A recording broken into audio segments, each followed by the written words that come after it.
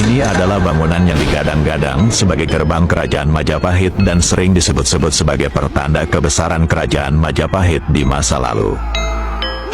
Satu Hari Satu Sejarah dan Edukasi episode 66. We House, manajemen langsung 100 lebih homestay di Jogja.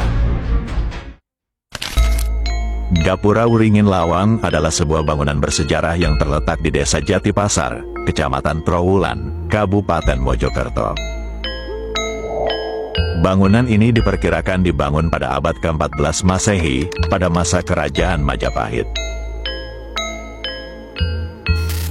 Nama Wringin Lawang sendiri memiliki arti pintu beringin, yang kemungkinan merujuk pada adanya pohon beringin di sekitar Gapura pada masa lampau.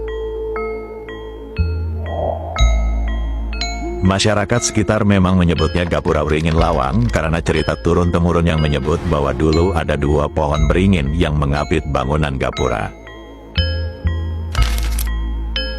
Gapura ini terbuat dari bata merah dengan gaya arsitektur candi bentar, yaitu arsitektur Gapura tak beratap yang terbelah menjadi dua bagian simetris.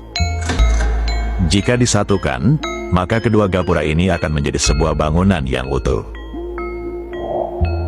Luas dasar bangunan ini adalah 13 kali 11 meter dengan tinggi mencapai 15,5 meter, yang artinya sekitar 9 sampai 10 kali tinggi orang dewasa.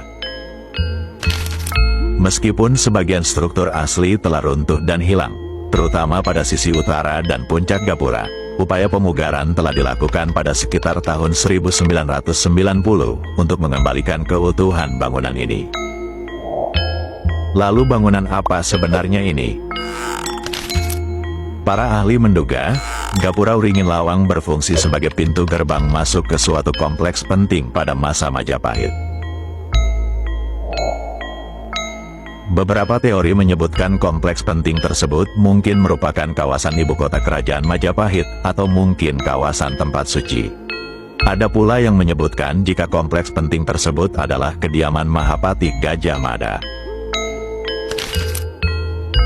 Lalu dari mana para ahli memperkirakan bahwa bangunan ini berasal dari era Majapahit?